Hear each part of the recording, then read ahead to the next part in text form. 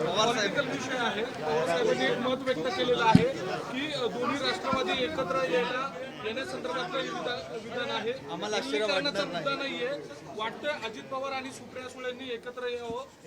हा त्यांचा वरिष्ठ पातळीवरचा निर्णय. आम्ही काम करत असताना अजितदादांच्या नेतृत्वाखाली, ते राष्ट्रीय अध्यक्ष म्हणून आम्ही त्यांच्या नेतृत्वाखाली कार्यकर्ते म्हणून काम करतोय.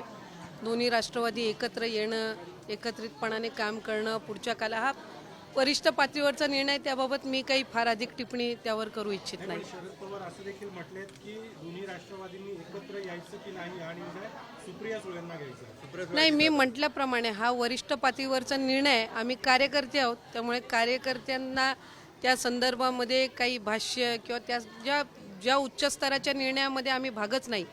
आम्ही कार्यकर्ते म्हणून अजितदादांच्या नेतृत्वाखाली काम करत आहोत.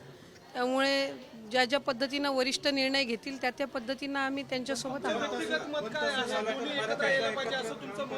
मी आपल्याला म्हटलं की त्या संदर्भामध्ये मी एक कार्यकर्ता म्हणून अजितदादांच्या नेतृत्वाखाली आमचे प्रदेश अध्यक्ष तटकरे साहेब असतील, प्रफुल्लभाई असतील, आदरणीय भुजबळ साहेब असतील, यांच्या मार्गदर्शनाखाली राष्ट्रवादी काँग्रेस पक्षाचे आम्ही कार्यकर्ते पदाधिकारी म्हणून काम करतो.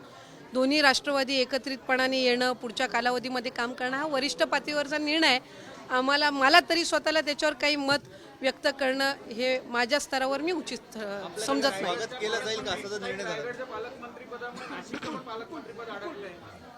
असं मी उलटही बोलू शकते. त्याच्यामुळे आज नाशिक असेल का, रायगड असेल का, राज्याचे मुख्यमंत्री देवेंद्र फडणवीस साहेब, राज्याचे उपमुख्यमंत्री एकनाथजी शिंदे साहेब आणि अजितदादा हे तिघही दोन्ही जिल्ह्यांवर लक्ष ठेवून आहेत.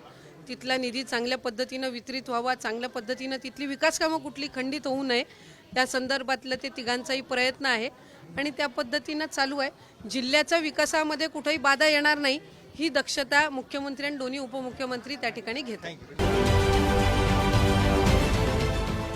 देश विदेशातील प्रत्येक घडामोडींचे लाईव्ह अपडेट मिळवण्यासाठी आता साम टीव्हीच्या सर्व सोशल मीडिया प्लॅटफॉर्मला लाईक, फॉलो आणि सबस्क्राईब करा.